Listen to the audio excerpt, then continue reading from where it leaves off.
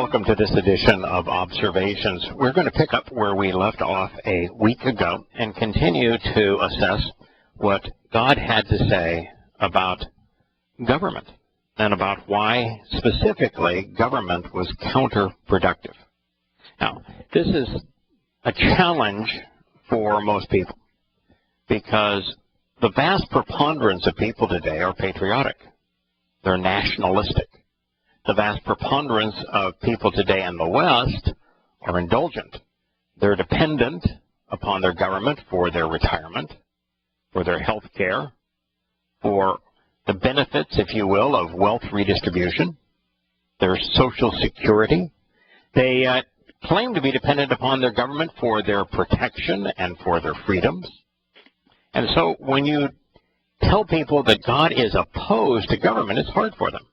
And, of course, if you're a Christian, not to say that most Christians have a clue as to what the founder of the Christian religion had to say, and that would be Paul. But for those that are, Paul in his primary treatise, the book of Romans, in the 13th chapter, right in the heart of it, made a proclamation that all governments are of God, and that you should submit to them, and that they do not wield the sword for no reason, but they wield the sword for good, and that therefore you should acquiesce and submit to government authority. God's position is the antithesis of that. So you've got the world's most popular religion, authored by a man whose position is the antithesis of God's. Hey, Kirk, I would ask you a question. Was there anything else in common between the man who would be king that God was assessing? He wasn't assessing him specifically, but he was the specific candidate to replace the authority of God among his children. Was there anything in common between that man and the wannabe apostle who founded the Christian religion and who advocated the message which would be the antithesis of what God had to say? Well, there's a lot of similarities. They're egotistic. Yep. They are obviously he wanted to be a king. Yep. Or wanted to be a leader. Wanted to set himself up to be a higher position. I'm sure they're both braggarts. Yeah. How about this? They were both Benjamites. Benjamites. They were the wolf. And they shared something else, very personal. Well, they disliked God. They disliked the man who represented God. Yeah, they were more than willing to change the Torah. But something even more personal. If I were to ask you, when you were born, and as a child, as you were growing up, what was the single most personal thing to you? How about your name? Oh, of course. Yeah, the wannabe apostle Shaul, who renamed himself Paul, and the man that the Israelites wanted to govern them, named Shaul, shared the same name. It's a name that shares a very common spelling. In fact, the spelling is identical prior to the 11th century CE diacritical marks proposed by the Masoretes. But Shaul and Sheol are written exactly the same way. Same thing. Exactly. And there is nobody that questions the meaning of Sheol. Sheol is the realm of the dead, is the realm of no return, is the place where there is eternal separation from God. Right? So, anyway, what we find is that, and we're going to pick up the story in 1 Samuel 8:8, where God says something that is not just historic, but prophetic.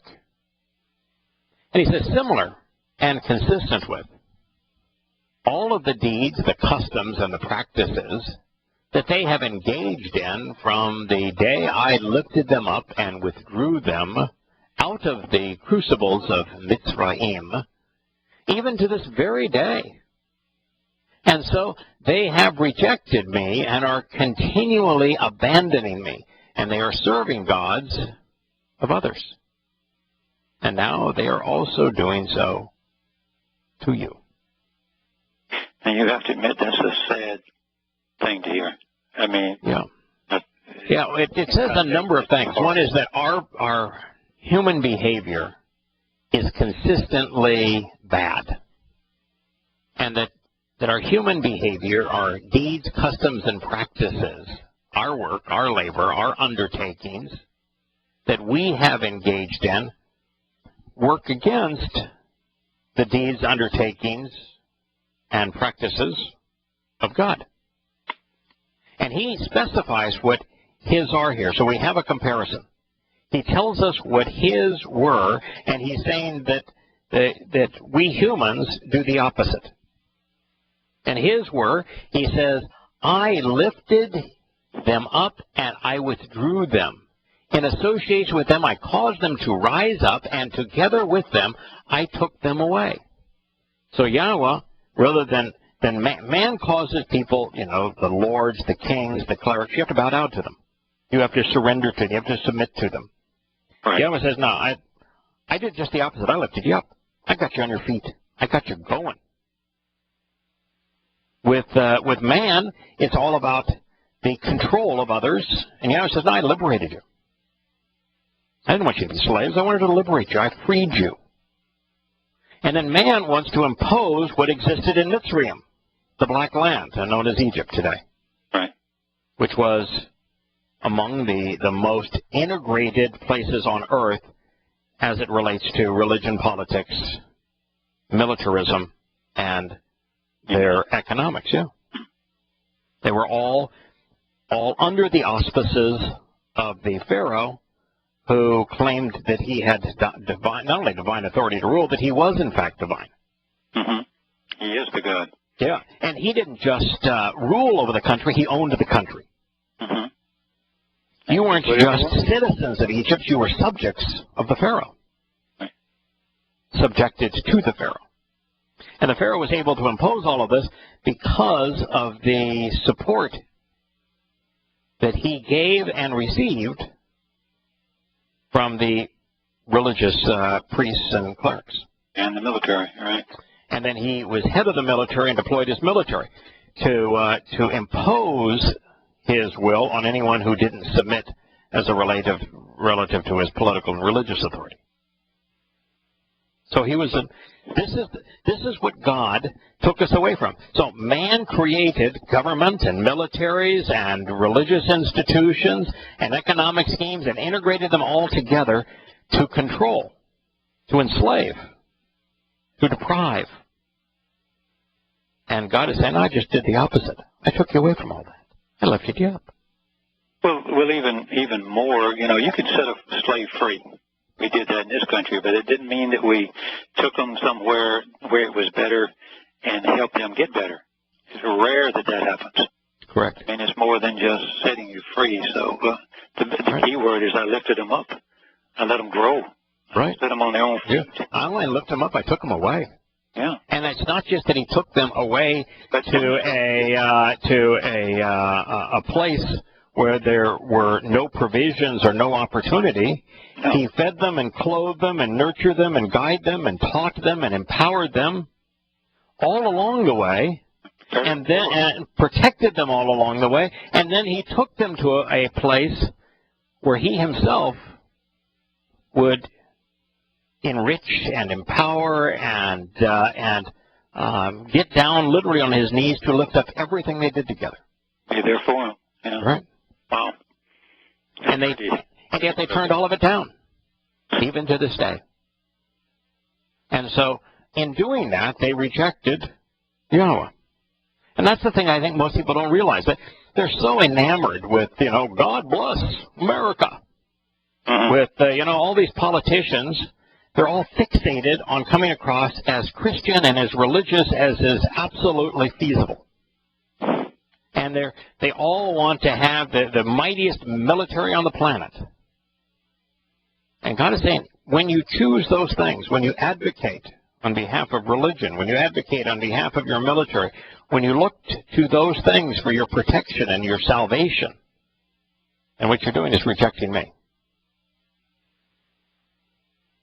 And there's a disconnect. A disconnect. When they read this, there's a total disconnect. It's why if I go to a sporting event or even watch one on television, and I know they're about to play the national anthem, they're about to do a military tribute, they're about in the seventh inning to sing God Bless America, I either change the channel or I walk out of the arena. I do it 100% of the time. I do that. I have to mute it or cut it off and come back. Yeah, I don't even want to see the images of it. I don't even want to see the images of it. I always walk away. Because I know that what they're doing irritates God. And I know they're deceiving and deluding themselves, just as was happening on this day. Indoctrinating the children. Right. They all think that's fine because Daddy did it. Yes. And now they are doing so to you. So what he is saying here is something that I personally feel good about, and that is that have you ever tried to share Yahowah's testimony, particularly his animosity for religion and politics, and his preference for the singular path that he has provided to be part of his family with someone who is religious? You ever done that? With great regularity. All right. Ever had the person that you were talking to not only turn down what you were saying, reject it, but even show some animosity towards you for conveying it? That's normally the case. So what God is saying here is, first and foremost, they are rejecting me. And because you represent me, because you are with me, because you have embraced me and are part of my family, they're rejecting you too. Mm-hmm. It's okay if we feel rejected, because we are. It's not our message, but it is our message. It's Yahowah's message, but it became ours the moment we became part of his family. Right. And embraced it completely. Right. Now, the difference is that it doesn't bother me very much. And I'm sure it had to bother Samuel. Well, he said so, didn't he? Yeah. It had to bother him. Yeah. And I think it bothered him because he looked at himself as a failure. He looked at himself as, to some degree, yeah, that's right. I was specifically empowered and enlightened by the testimony of Yahowah. And I did my utmost to do that job, carry out that job, the best I possibly could. Never took a bribe, never took any money for it, never was personally benefited from it in any way. I devoted myself to this because I love Yahowah and I love his testimony, and I wanted to be helpful to my people, and yet they rejected the God I love. And they therefore have rejected me, and I feel badly about that. I don't. Mm-hmm. I don't know if you've reached that place yet, but the reason I don't... I'm pretty much over it as far as getting... look, this is the way it is. Yahowah said it's the way it's going to be, and every time, everything I do seems to prove he's right. So at some point you say, look, that ain't my job. My job is to present what I can as best I can, and let the chips fall where they may, because I can't do anything else. Right. And the reason that I've come to that position is severalfold. One is that I've taken the time, as have you, to read what Yahowah has to say. He is really articulate. He's a brilliant communicator. He's got the world's best, he's got the universe's best credentials. He's God, creator, author of life, author of the Torah. He is the person who came up with the means for us to become perfect and to live with him forever. His credentials are impeccable. Right. Mine are not. He's brilliant. I'm not. And so you don't have to come up with a plan. You just have to tell us. Right. So, if, and it's not if, because we know that virtually everyone has turned down God's plan. And it's not hard to find. It's right there in the Torah. and they turn down God's plan, when He is the author of it and He eloquently presented it, I'm not going to delude myself into thinking for a moment that my rhetoric relative to His plan is more compelling than His own. So I'm not bothered by it. It's what I would expect. Yeah. And the other reason is that, and we've come across it. I don't know if we've shared it as part of observations or on the Yada program that'll be later tonight, because we're covering much of the same material. It's kind of hard to remember which one we talked about on which program. But in our last program, we talked about the fact that God said, even I can't resolve this. Yes.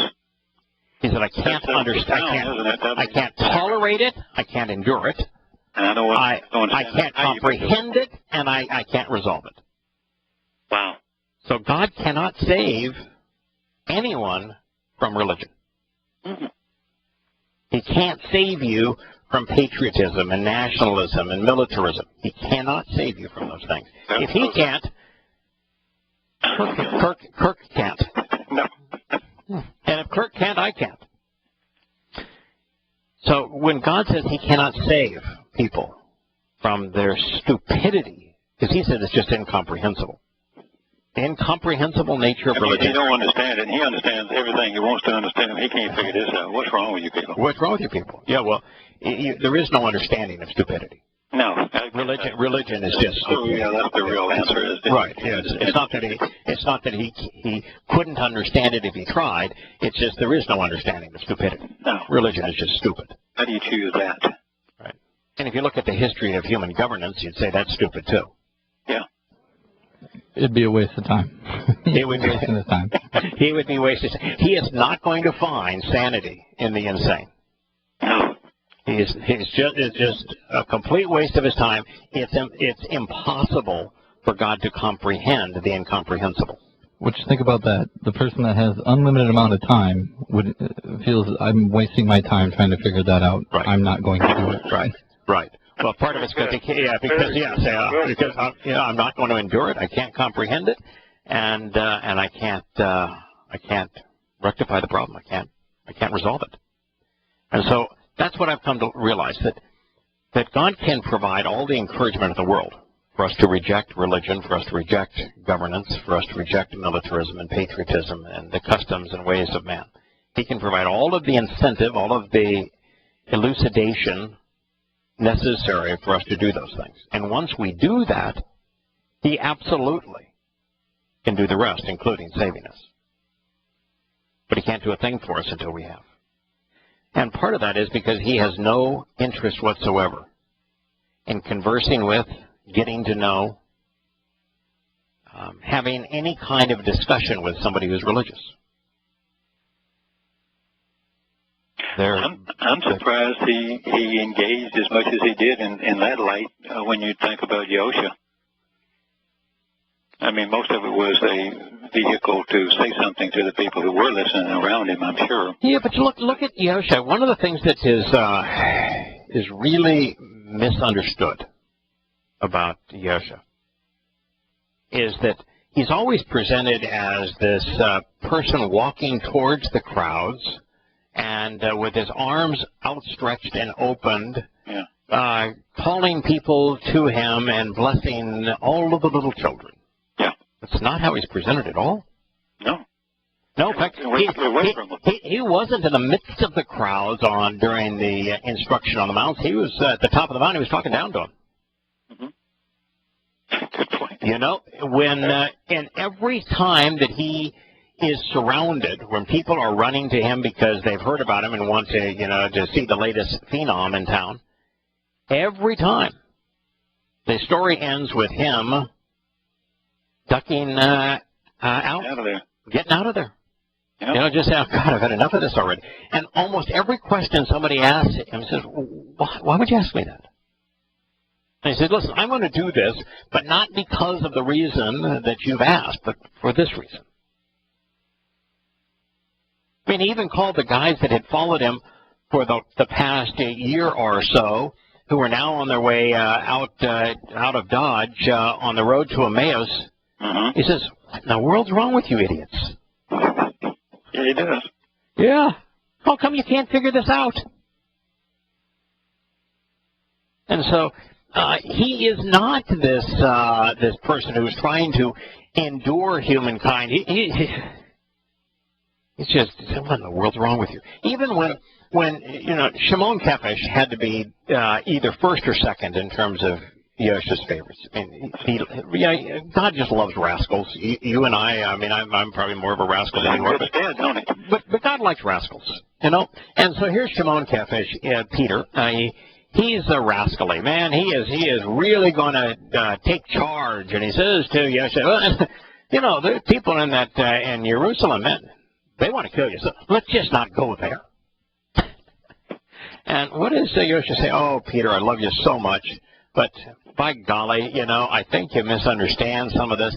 Let's sit down and have a chat about this. Is that what he said? No. He said, get behind me, Satan. Yeah, Satan. Yeah, that's pretty rough. That's pretty rough stuff.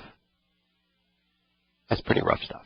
Yeah, caused Shimon Kefish to walk behind him a good ways for a while. Yeah, when the women, and all likelihood including his mother, are searching for him on Bakurim, on the first day of the week at first light, and they don't recognize him. I think he is the gardener.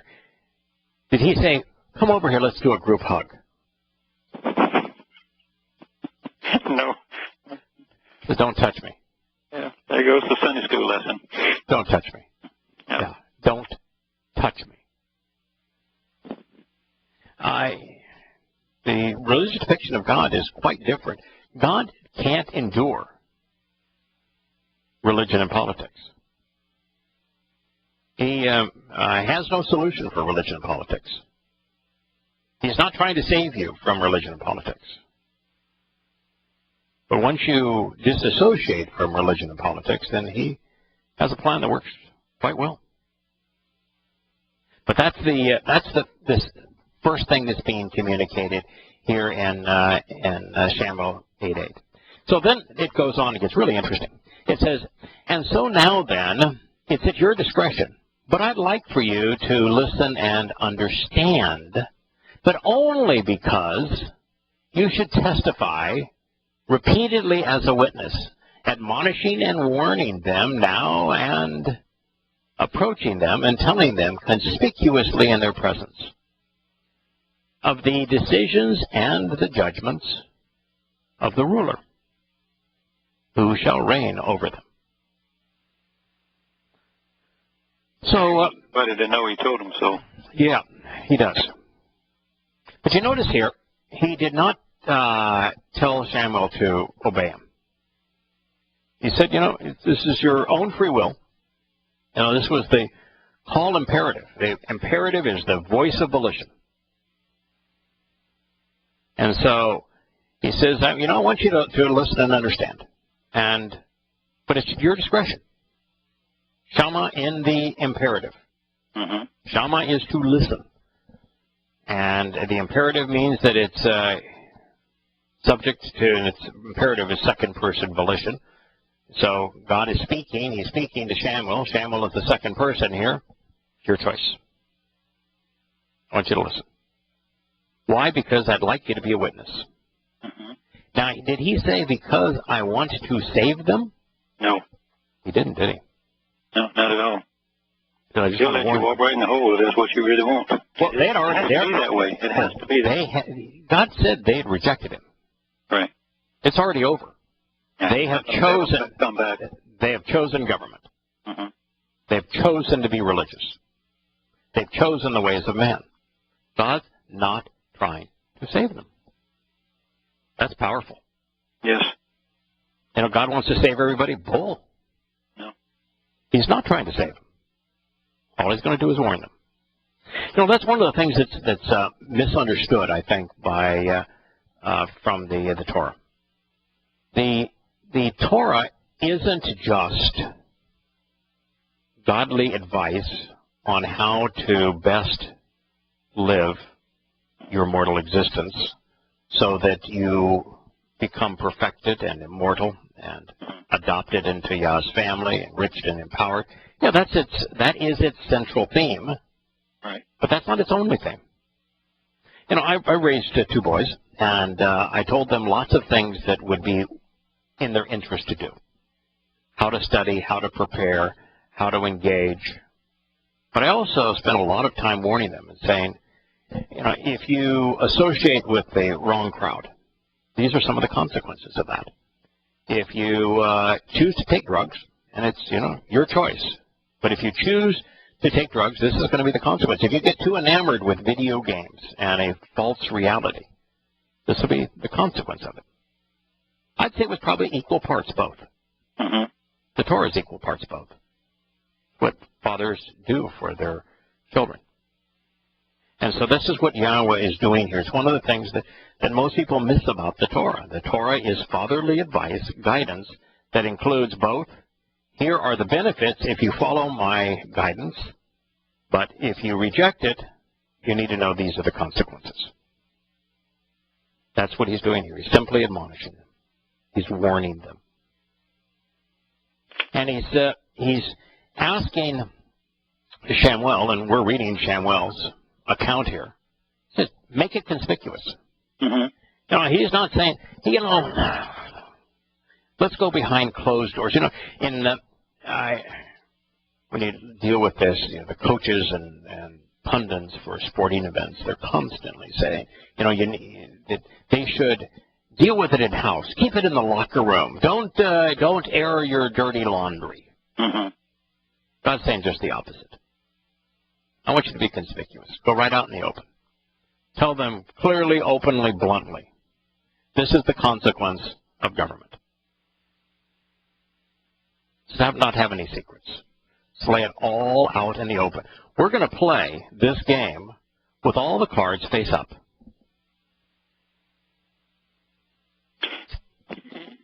You know, this occurs to me that this is also, he doesn't, if he didn't want us to know this stuff, they wouldn't have recorded this stuff. Correct. You know how they always say that, you know, this is only for the Jews, only for that time? Yeah. That's Powerful realization. Because at 1 Samuel 8:9, which is what we're reading right now, mm-hmm. where God is saying, I want you to go out and lay out these consequences. Did the audience pay any attention? Oh, no. Did it have any effect whatsoever on the audience? Not 1 iota. Is God incapable of looking 2 hours into the future? Of course. So God knew when he was giving these instructions to Samuel that nothing he was going to say was going to make any difference in the audience that Samuel was going to talk to. Right. So why don't you tell me the only reason that these words are recorded? It has to be because he wants every generation to know this. Correct. Right up to the end. Right. Because guess what? Well, the population at large mm-hmm. rejected God's advice against government. And virtually everyone in humankind has sense. We haven't all done that. No, sir. We've benefited from hearing it. We are going to benefit others who are going to hear us present what God had to say. There are those who will benefit, and they may be 1 in a million. But, you know, 1 in a million amongst 7 billion is still 7,000. That's still a lot of folks. That's a lot of folks. Pretty good-sized family.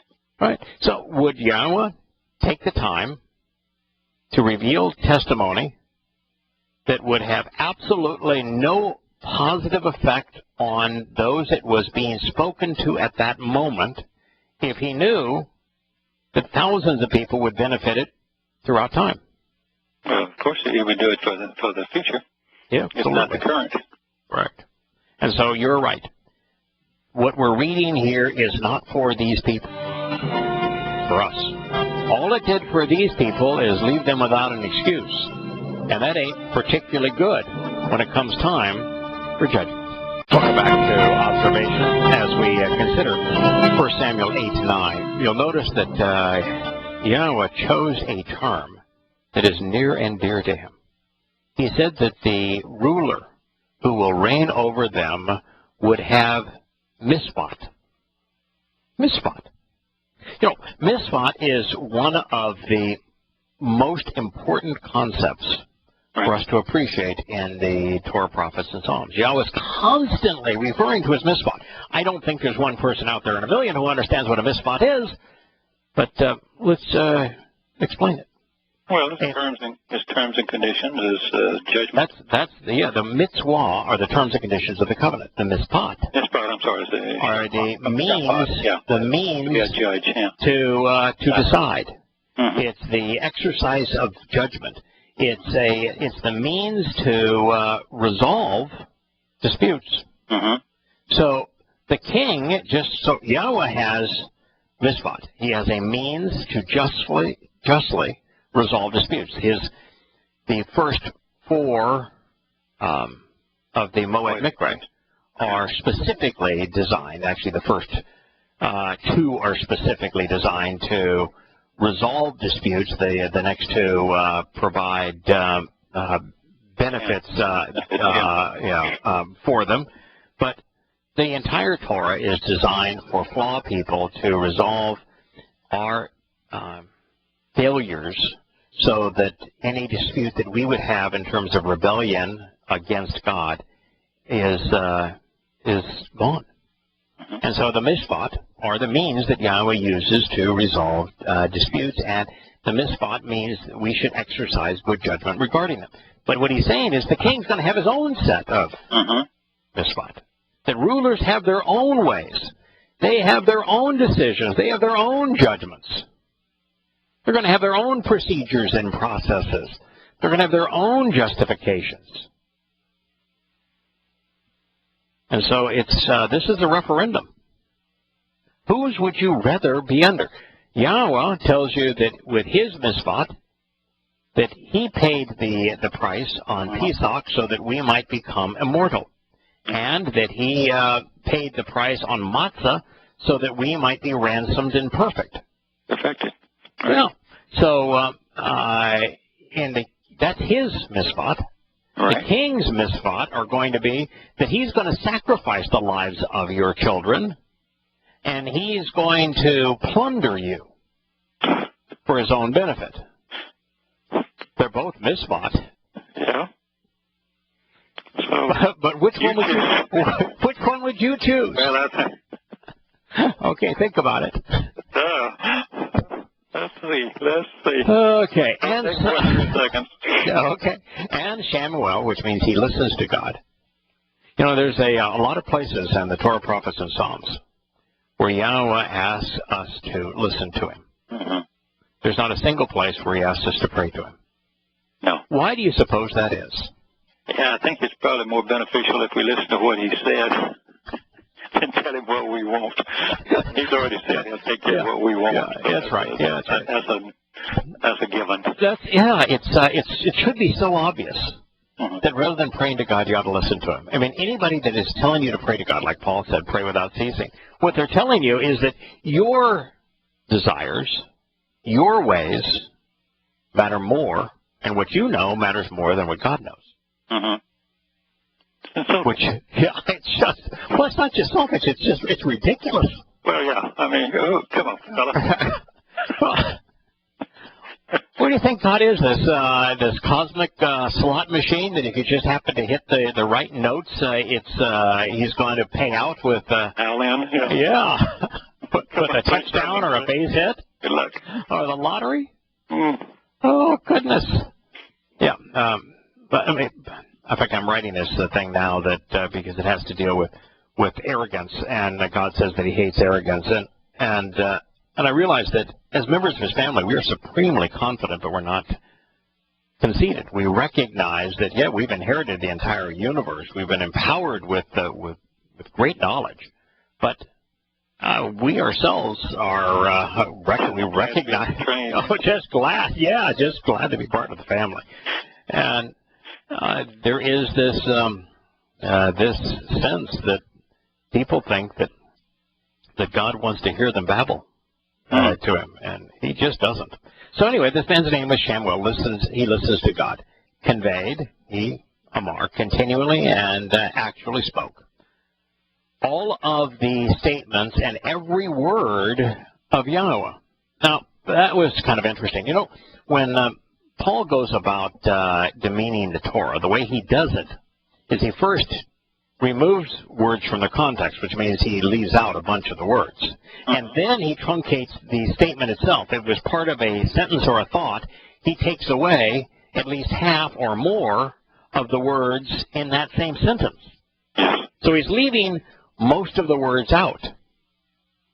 And when he takes it out of his context and then even truncates the sentence and the thought that it was being used to convey, as part of conveying, what he's doing is subtracting from the Torah. Mm-hmm. And what do you say about that? And then what he does is he extrapolates from what he has subtracted, mm-hmm. and adds to it. Yeah, God says, "Do not take away, Wait, do not add to."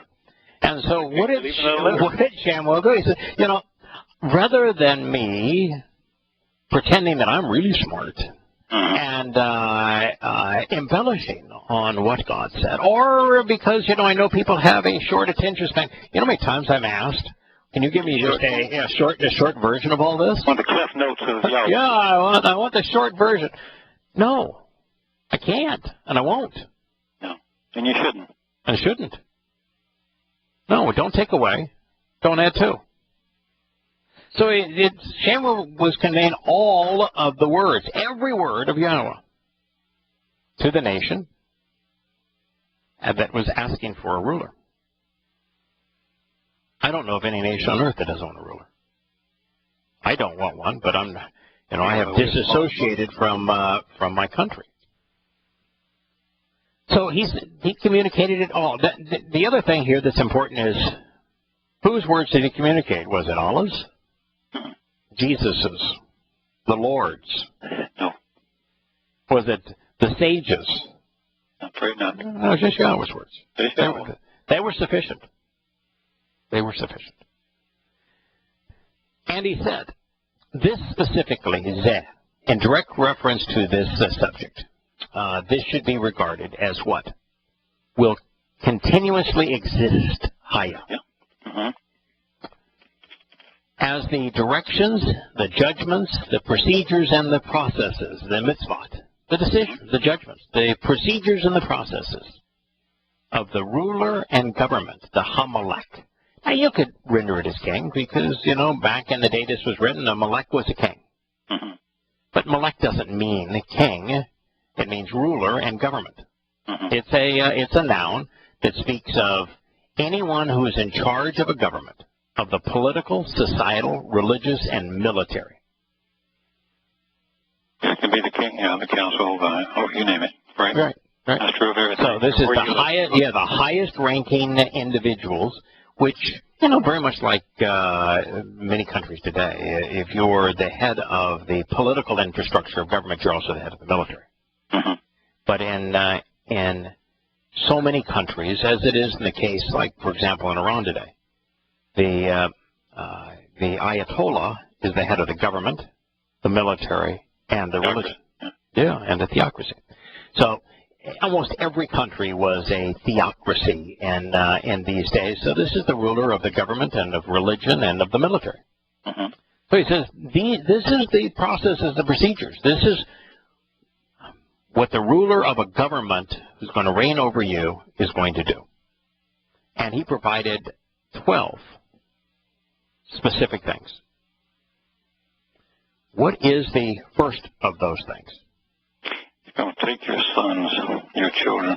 By contrast, what did Yahowah do? He increased your family. He allowed you to have a family. He gave his son. And he didn't take them away to go to war, for certain. He gave his son. He gave his son for you. Shaul is going to take your sons. Mm-hmm. Yahowah gave his son. Yeah, they're the opposite. Yeah, think wolf snatching your child away. Yeah. On the Shaul side, yeah, think wolf taking your sons. And Yahowah giving his son. Mm-hmm. You know, exactly the opposite. He's going to take your sons. Now, Is he going to take your sons because he wants to put together a football team?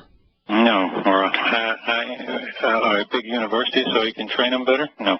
No. He's not going to take your sons to enrich them, to empower them, to uplift them. No, he's going to take your sons, and God gets right to the crux of it. Mm-hmm. He's going to take your sons because he wants to establish a military. Right. He's going to take your sons. You know, what do countries have always done? If you look at, you know, when I studied Rome, one of the things that was consistent about Rome is that they would require any of the subjugated peoples to give their sons to the legions. And the time, depending on the situation, the country, was anywhere between 5 and 20 years. And if you as a parent didn't give your sons to the legions, they would kill your sons and kill you and your wife. They took your sons.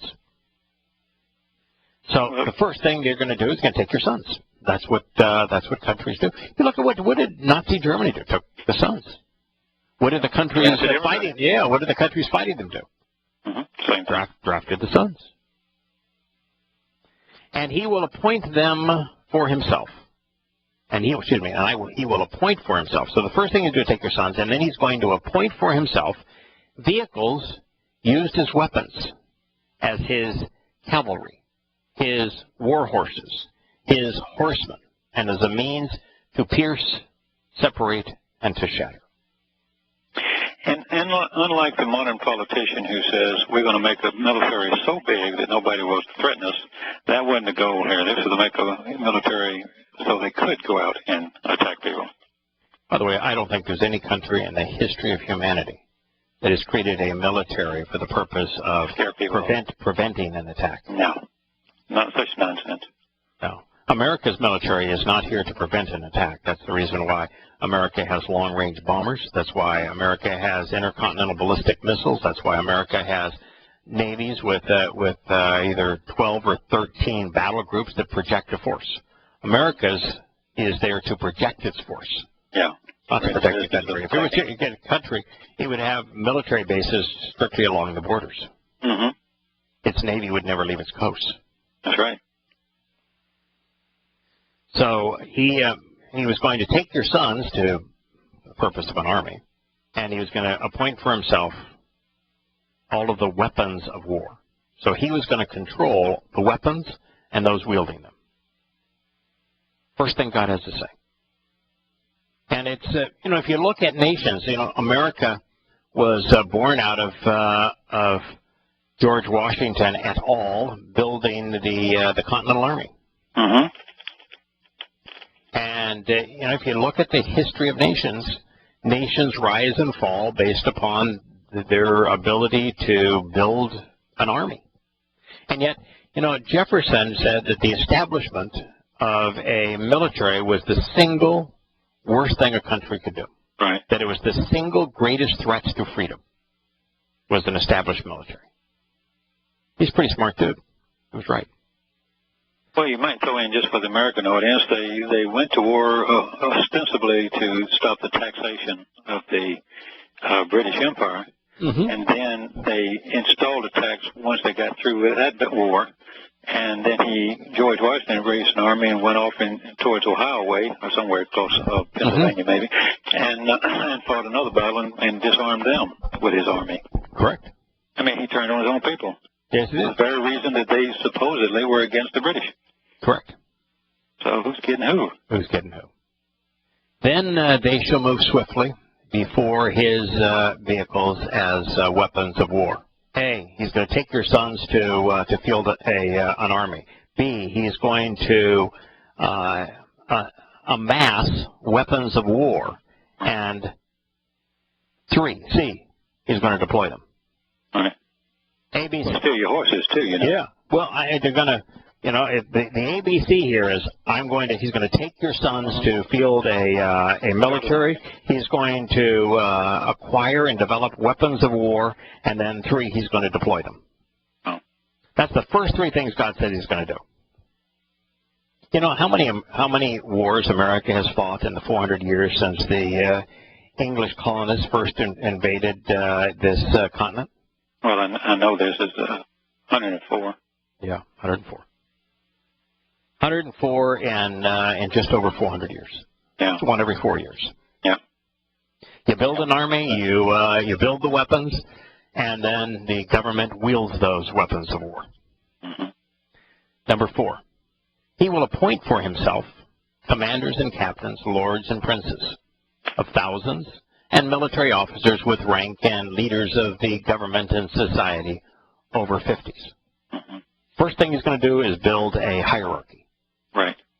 And the hierarchy is going to exist in the military, it's going to exist in religion, it's going to exist in the government, and it's going to exist economically, as like the Roman Catholic Church had this whole hierarchy of royalty and of lords who ruled over the serfs. Well, don't we have our banking system run the same way? I mean, we got central banks running that they are locked in. The banks are all locked into them, right down to the individual banks, to loan officer. I mean, come on. Sure. And they treat them like they're somebody. But it's all hierarchies. You know, we got a pope over cardinals over archbishops, right. Over bishops, over priests, over nuns. I mean, over the laity. Right. You know, you have generals and colonels and on down it goes, depending on what branch of the military you are. You know, captains and lieutenants and sergeants and privates. Mm-hmm. In business, chairman of the board, the CEO, the president, senior vice presidents, executive vice presidents, directors, managers, foremen. And on down it goes. Human institutions are hierarchical. And the closer, they're all pyramid schemes. The closer you get to the top, the more that's in it for you. And so the leader establishes loyalty by doling out all manner of benefits that are paid for by the lowest people on the bottom of that pyramid. Yeah, the way it's always been. Yeah, the way it's always been. Yeah. And yet in the covenant, how many layers are there in the covenant? There's Yahowah and us. Yeah, and what he's doing too, you to be like him. And he wants us to be like him. So he's trying to even mitigate the one layer. I mean, when you have a relationship between God and man, you know, there are two distinct groups here. You know, God on one side, man on the other. But God's whole manner of this is to lift us up, to enrich us, to empower us, to enlighten us, so we're more like Him. Mm-hmm. Now, man's exactly the opposite.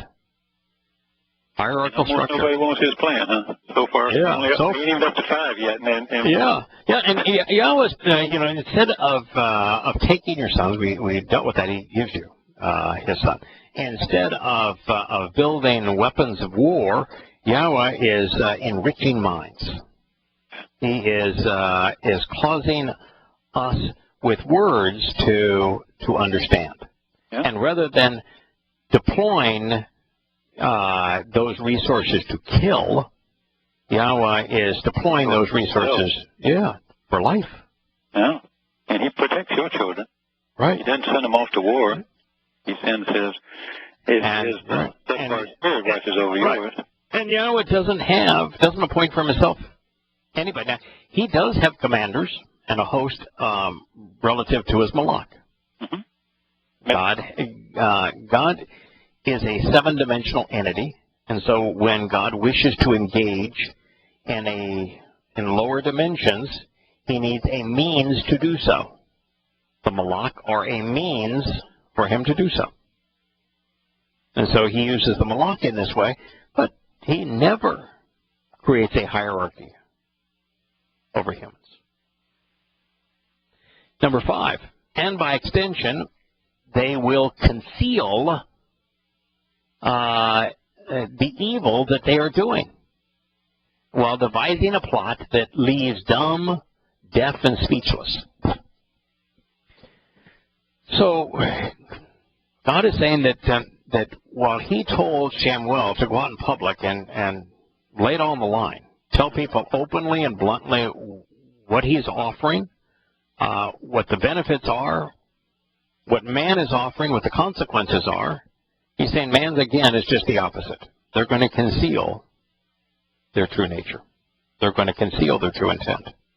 Do you think that most people really understand how much sorcery, how much evil worshiping of lords and of the Lord and Satan there is in all these societies and these?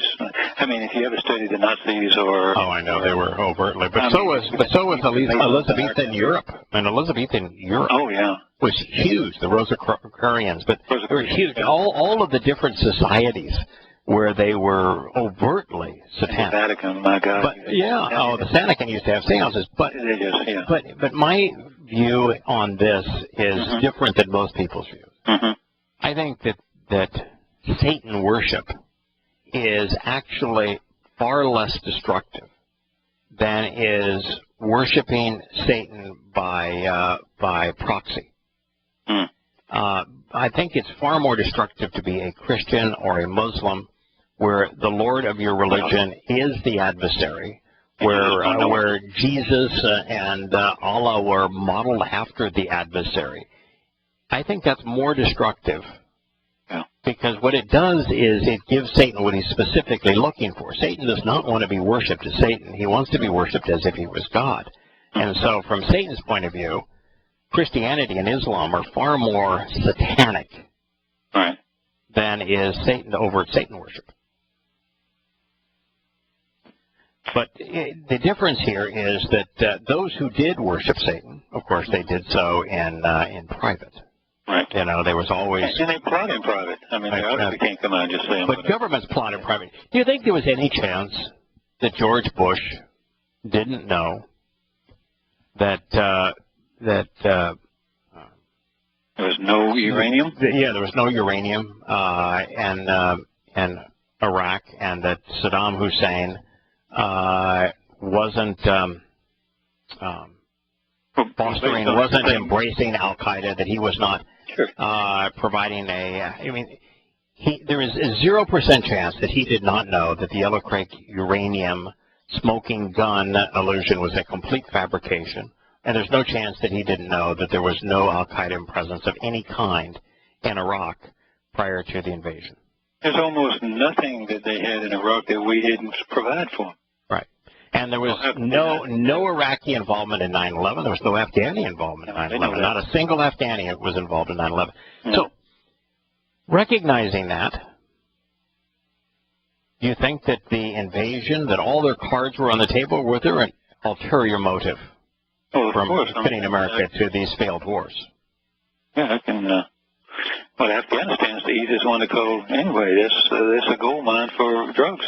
Yeah, gold mine for drugs. Who's the biggest supplier of drugs in the world? Oh, of course, and they badly wanted to be able to build the pipeline to get oil from the Caspian Sea. Sure. Yeah, to a free water port. Sure. But they plotted, and it blew up in their faces. No, there's no one in Washington that's of any rank that thinks of the Federal Reserve as a bunch of devoted individuals that care for the common man, that are working as true Americans for the service of the country. Mm-hmm. Or there's nobody that thinks there's any reserve in the bank either. Yeah. And they know it's not federal. They know it's not reserve. There's no reserve. Yeah. No, there's no reserve. Do you think there's anybody in Washington that's not aware that there is no Social Security trust fund? If they were unaware of it, by the Clinton years, they certainly had spent everything that was. Yeah. So I think that's the only way they were able to balance the budget, was whatever they actually did have. Do you think that Obama actually believes the Islamic State isn't Islamic? Of course not. If anybody knows, he'd know better. Correct. So they are clandestine. They are plotting and scheming in the secret. And it is those secret schemes that is the one of the reasons that what God is saying here, what they're going to project outwardly and what they really are inwardly is very different. I think that's the reason why I've changed so much on my view of the U.S. government. Yeah. Is that outwardly they project all of this wonderful, we're democratic, we're helping, we're trying to do, we're the ultimate world's do-gooders, you know, we're offering people the best. Yeah, we're America exceptionalism, all this kind of stuff. And, you know, and your military is there to protect your freedoms and to serve, and we should. And when you look behind the curtain, what you find is it's totally and completely despicable. There's no part of it that's clean. There's a reason that all of this stuff is hidden. There's a reason that the revelations of the Edward Snowdens and the Assanges of WikiLeaks are so shocking, because the truth of what they're scheming is utterly reprehensible. Mm-hmm. That's the reason they want to stop these individuals. Mm-hmm. They're getting even more open about it now. It's not even as secretive now. They must feel very brave. But think about the NSA.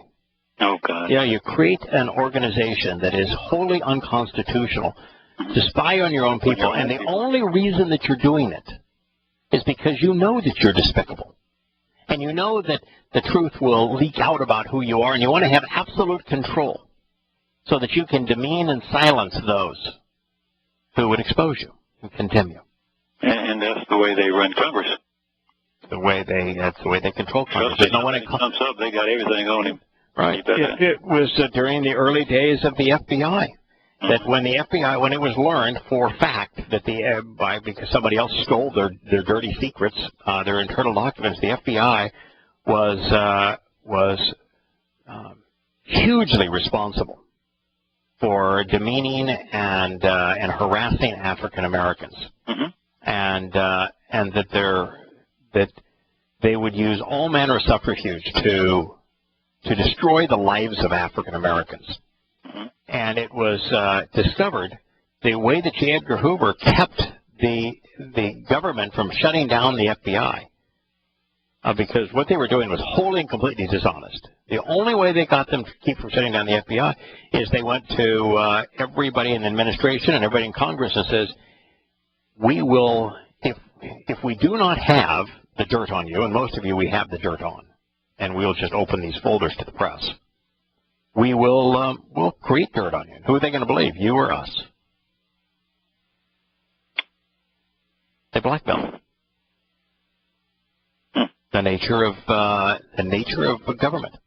Number 6, they will reap his harvest for the purpose of manufacturing his implements and weapons of continual war, along with the implements and apparatus to complete his military vehicles.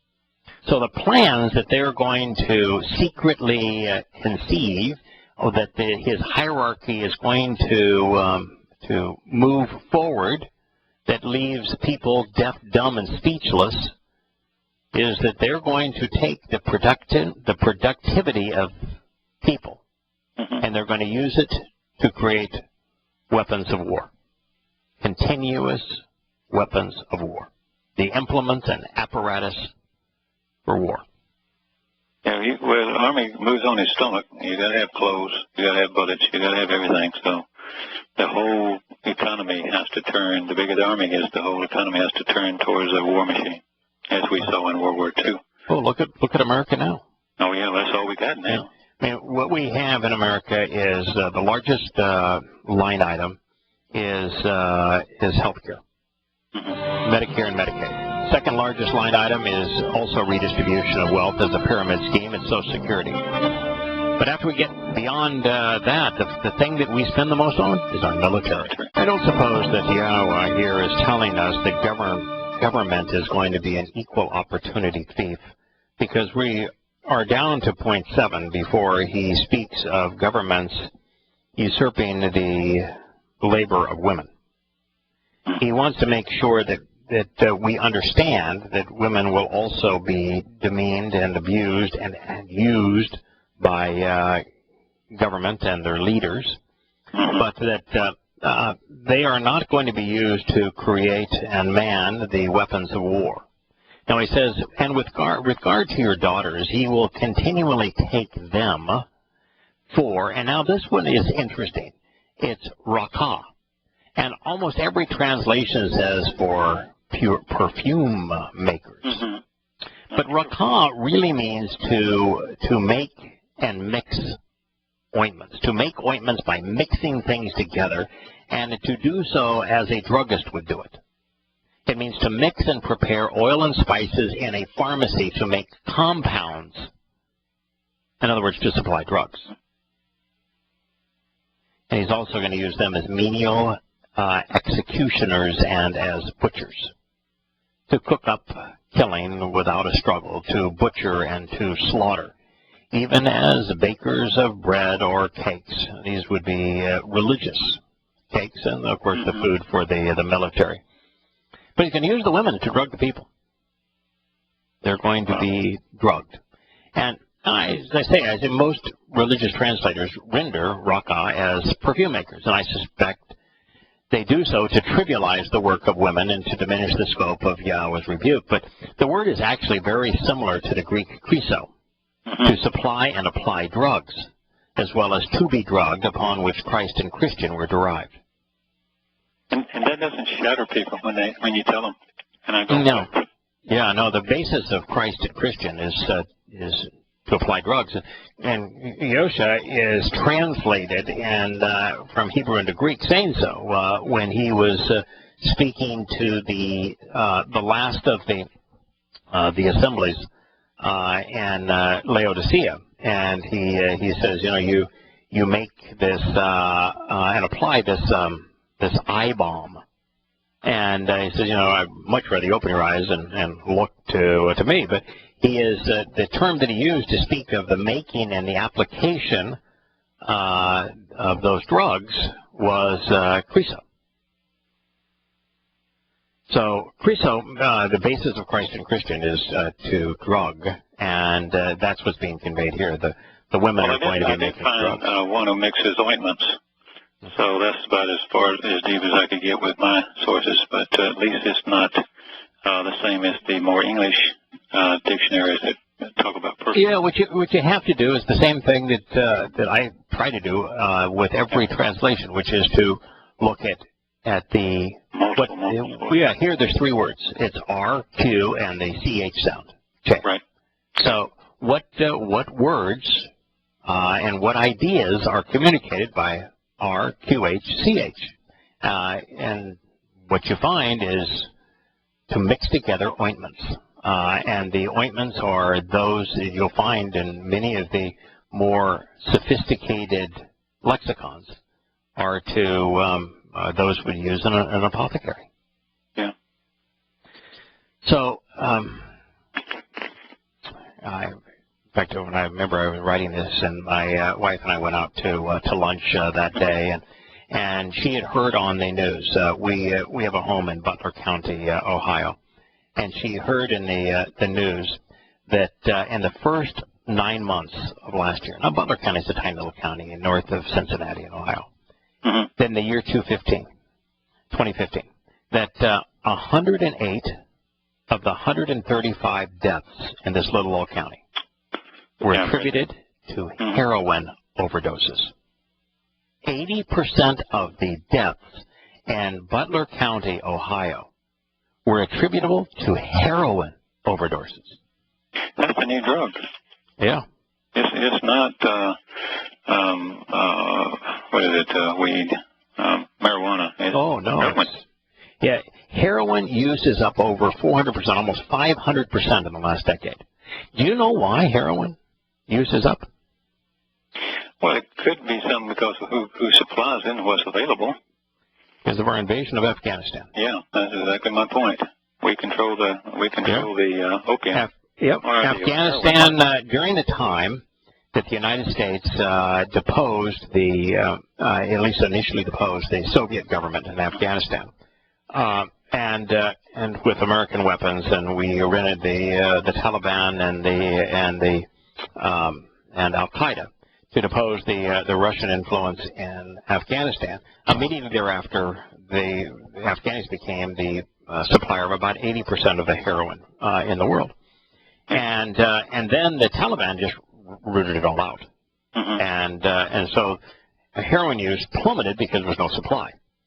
And then America invades Afghanistan, and immediately the poppy production and the heroin manufacturing goes up. And once again, Afghanistan is providing not only 90% of the heroin for the world, but that heroin use worldwide is up over 500%. Why is it there's a disconnect in understanding the history of the opium to the Chinese, to the British, and then how we took over in Vietnam and Laos and grew it? Oh, yeah. Yeah, look what happened to the coke, the coke supply and distribution as a result of our invasion of Vietnam. And how much of the military and the CIA was enriched by America's slave trade, all is brought to you by the U.S. military. The drug trade, all brought to you by the U.S. military. The war for drugs. And they can't stop the war on drugs because that's them. Yeah. You got to put up a pretense. Once again, back to number 5. You got to put up a pretense. By the way, even Yahowah, the baker, carries concerning overtones. And in Hosea 7:4, the bakers are called adulterers for adulterating the process of baking, as well as for creating the round wafer cakes used in religious rituals. That is why mothers were implicated in Jeremiah, when they were talking about their making the little cakes for Easter time worship of Easter. Picking up I mean, the kids are they're picking up the stuff. Yeah, the men's are kindling the fire, the kids are picking up the sticks, and the women are baking the cakes. Number 8, from the best of your fields and pastures for grazing, and your cultivated land and vineyards, as well as your olive groves, he will continually and actually take. And he will give all of these to his slaves and servants, to his designated officers and officials, to his dependents. Oh, we have wealth redistribution. We've got Bernie Sanders. Bernie, baby, right here. I'm going to take from the productive, and I'm going to give to the unproductive, because I want the unproductive to become my dependents. Because if the unproductive are my dependents, because I was able to get them to vote for me, because there's more of them, then I will be empowered to legally steal from the productive. And in the process, I will cause the unproductive to be dependent, and therefore they will entrench me and my way of power. Yeah, it doesn't say buy. I'm going to buy your product to feed my army. No, it's going to take. LaCroix is game. What were you given last year for your in this house that we have in Ohio? The first 6 months they took $11,000, and for property tax, and we were told that $9,000 of the $11,000 for the first 6 months went to the school district. You know how many children we have in the school district? You have 0. That is correct. Did they give me anything of benefit for my $11,000 for the first 6 months? Well, I've asked that question for years. Not having any children in California. Yeah. No. Most of the state, 2/3 of the state budget goes to the schools here. Yeah. Governments take. They don't give you anything in return. And if you even look at those who have children, they're getting indoctrinated. They're a lousy deal. Right. They're losing their ability to exercise good judgment. Go ahead, Scott. I was actually going to say that I do have a kid in school, and he's, I'm not getting anything for my money either. So don't feel bad. As a matter of fact, when we did have kids in school, we put them in public school for the first, I think, 4 years. And it was so horrendous that by 3rd and 4th grade, the teachers were complaining at the parent-teacher conference that our kids were not good students because rather than doing the lessons in math and science, they were correcting the teachers and teaching the lessons in math and science. And they were complaining. I said, I mean, you're complaining that our sons know more than you do and can teach more effectively than you do on subjects like this. See, my classroom, that becomes a teacher's aide. You're hired, kid. You're hired, yeah. Over there, and you're over there. My. Yeah, it's what we ended up doing because we realized that the only merit of the school was for socialization. Mm-hmm. Just to recognize how to get along with and work with other kids. We provided their education at home. We got nothing for our tax dollars. Nothing. That's awful. And so that's what he's saying here. The government's going to take from the productive. Now, there are three things listed here because God communicates on more levels than you and I do. He said they're going to take from your land and vineyards, your harem, your cultivated land and vineyards. They're going to take from your olive groves, which is zaith, and they're going to take from your fields and pastures. That was the first one, sedah. So beyond the fact that today this is known as progressive taxation and spending, wealth redistribution that penalizes those who are productive and rewards those who are not. Now, recognize, of course, that Robin Hood was a thief engaged in armed robbery. The system that's called entitlements never works, never creates environmental or economic progress. It always retards. And that the government always skims from the top. And this is really how America developed a $20 trillion national debt and is $80 trillion in unfunded mandates. But I want you to think about the things that God said that He was going to take. There were three productive assets: the best sheep, the best wine, the best olive oil. The first two represent Passover, sacrificial lamb, and the life's blood that He would shed on the doorway to life and upon the mercy seat to make the covenant's children's immortal. The olive oil represents the set-apart spirit because olive oil enlightens, it cleanses, and nourishes. Her light perfects and empowers. So that's what's being taken. Every key component. Yes, every key component. So your sowing of seeds and your cultivated land and vineyards, He will decimate by demanding a tax, confiscating a tenth. And He will give all of it to the high-ranking military officers, the government officials, and the religious ministers He has castrated, and to His subjects, slaves, and servants. Okay, well, so you're going to sow seeds in your cultivated land, in your vineyards and your cultivated land, and He's going to decimate it by a tax. He's going to confiscate your wealth. And He's going to use this tax to enrich His cronies. Right. Because, you take Hitler. What do you think Hitler would have done if it was just Hitler? This He never got out of Austria. weak-looking, stupid guy, right? No, nothing. Nothing. They used him. Right. What do you think that old King Saul would have done if he didn't have cohorts? Well, he wouldn't have a big army, that's for sure. Do you think that America would be in Afghanistan and Iraq if Bush was all by his lonesome? Military guys don't give up their pension, don't give up their power. No. It's good to work at the Pentagon. It's big status stuff, lots of money. Half of them got so many servants. I mean, I don't care what they call them. They're generals' aides. Oh, I know. They're just servants. They're like I know. And they fly around and G5 jets, and they're driven, chauffeured here and there. Their meals are provided for them. They have cooks devoted to them. It's just pathetic. It is pathetic what we do. So anyway, he says the people are going to sow the seeds, and they're going to cultivate the vineyards, but He's going to decimate them, demanding a tax, confiscating a tenth.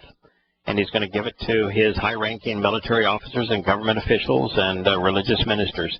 And it says that he has castrated. This is correct, which means that he will offer to totally provide it to those he has made impotent, bestowing it in its entirety to the heads of states that he has complete control over. And that's really true. You know, if you look at the people like in the Pentagon, there is no way they're going to ever rebel. You're not going to find one of them to say, you know, boy, what we did in Afghanistan was counterproductive. We did in Iraq was counterproductive. We turned a bad thing into a worse thing. They won't even say it after they get out of the thing and they're working on news channels. Of course. No. I mean, they're party lying down till they drop in the grave. They've all been castrated. Indeed. Not a backbone. No. And number 10.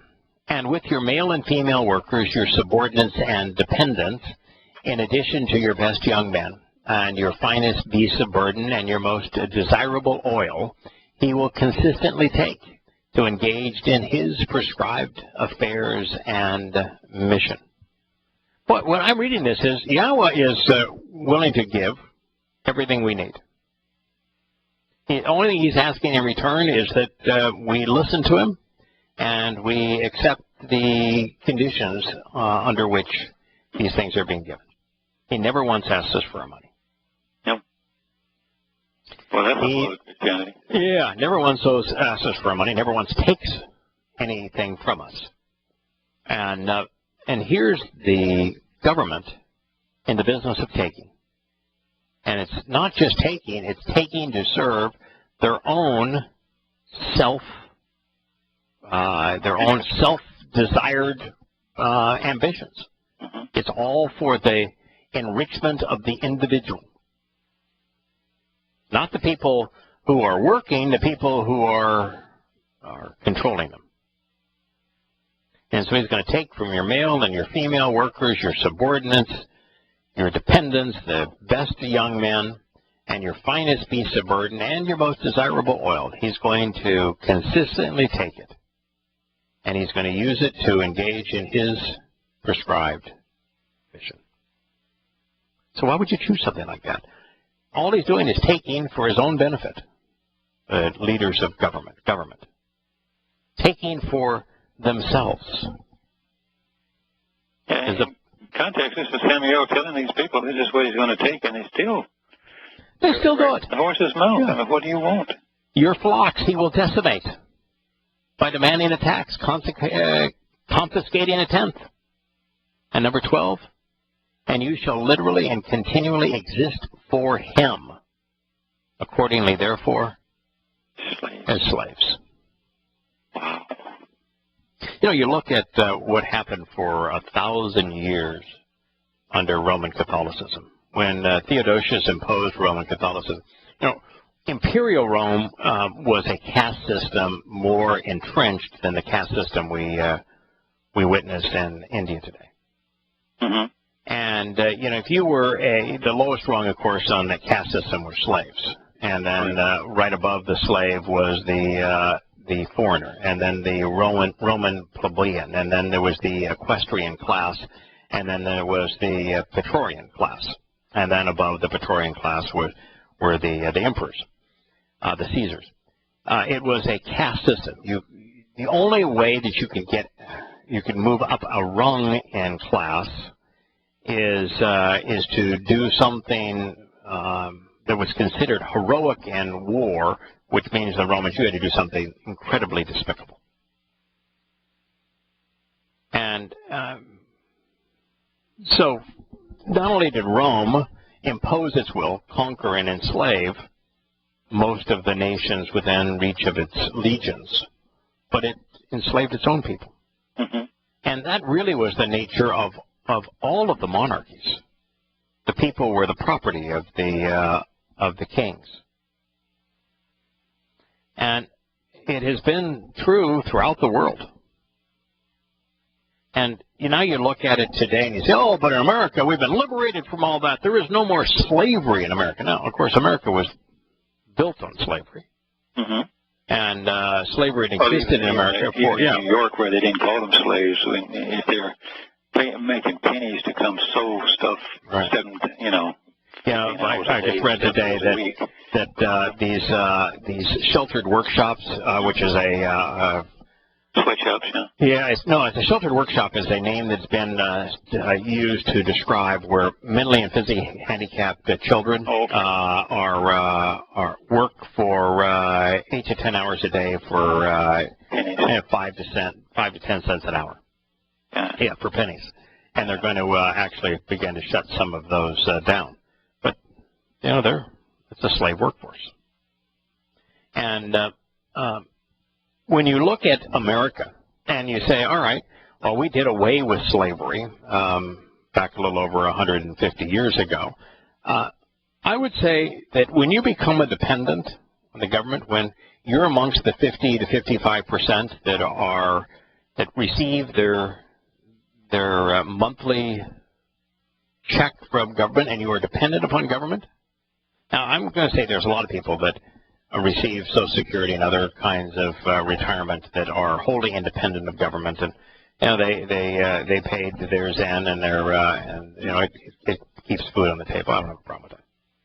But if you're one of those who consistently votes for more entitlements, and your housing is subsidized by the government, your food is subsidized by the government, your income is subsidized by the government, you're a slave to that government.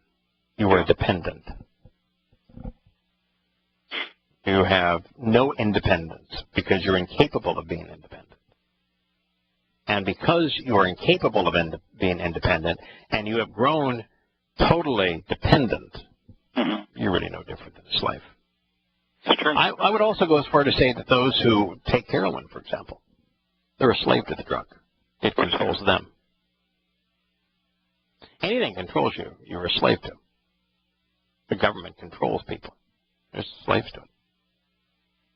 And that's going to get worse. We're going to continue to curtail freedoms as we move towards the tribulation. But my goodness, God had a lot to say, didn't he? This is absolutely frightening, because it's not about Samuel anymore. It's about us. I mean, that's where we started. But it's about our time. And you will cry out. This is which is really interesting. This is a goodie. Yeah. And you will cry out in this day because of the concerning presence of your ruler, your king, whom you have chosen for yourselves. But Yahowah will not answer you in those days. And that's totally fair. Yep. And totally fair. What percentage of America participates in elections? Either by voting or by talking. The adult population is qualified by either voting or contributing or advancing the cause of articulating the merits of one politician over another. But 70-80% of the adult population, in various elections. Yeah, you chose your government. Yeah. And now that your government is run amok, God says, "Don't cry to me. I'm not going to hear it." Yeah. I told you not to do it. Yeah. So, America made a mess of Iraq and caused Syria, and now is making a mess of Syria is going to cause World War III. And as it continues to get worse and worse, God's saying, "Don't cry to me about it. I don't want to hear about it. I just don't want to hear about it.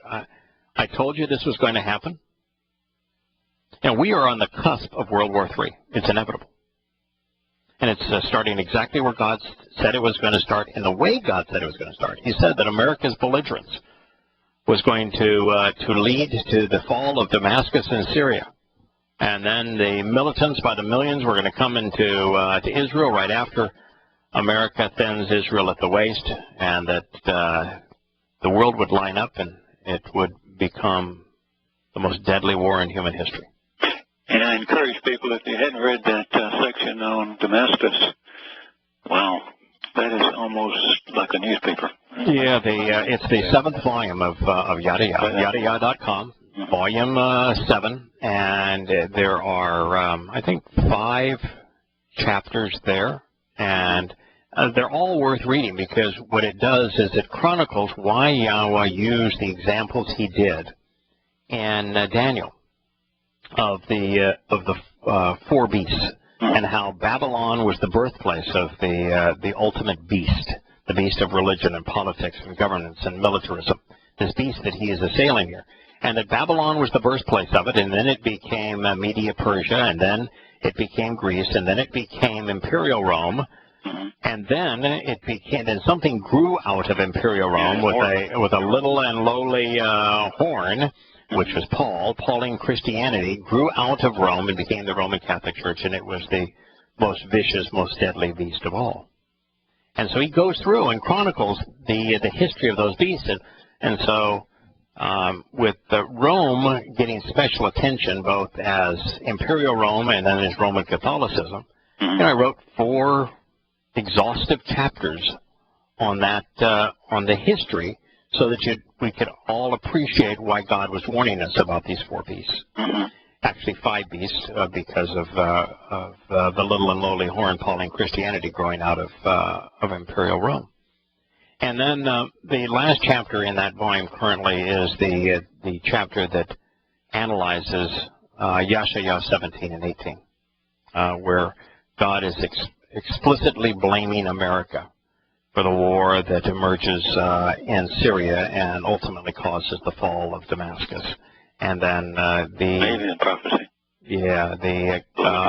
spinning of Israel at the waist by forcing Israel to go with the West Bank, followed by the World War III, which is which the phase that God is the most disgusted by is the millions of Muslims rushing as jihadists, as a tsunami of jihadists, a flood of jihadists into Israel. And that's where we are. And we only have 10 years before the hellish nature of the tribulation is unleashed.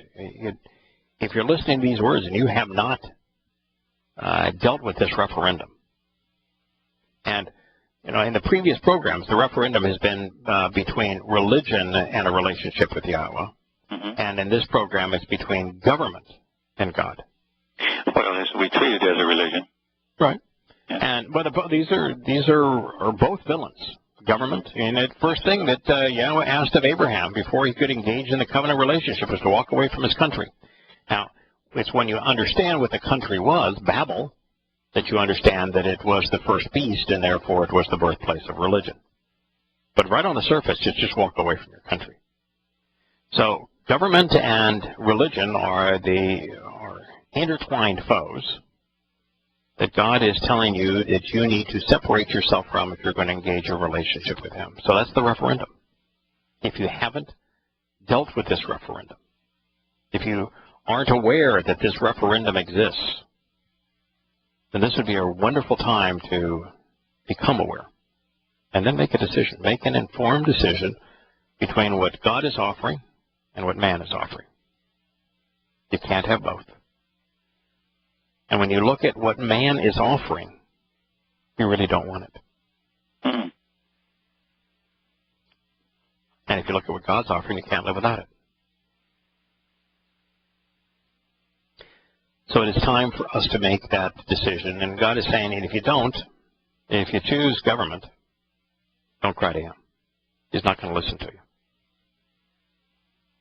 So I would say, Kirk, this has got to be amongst the most surprising presentations that you'll find in the Torah, Prophets, and Psalms. And there's more to this that we will continue to discuss. Yeah. God's laid it on the line. Not so much in Samuel. Now, Samuel is one of the appearances of Yahowah, Yahushua, right? Yeah. So that should have been the clue that I missed. Yes. Because it doesn't seem as, I don't know, there he is with Moshe, there he is with, Adam and Samuel. Yeah, with Samuel it says that he grabs everybody the way the others do. Samuel said that Samuel saw God as an individual, just like Moshe did, just like Abraham did. They ate together, they talked together, they drank together.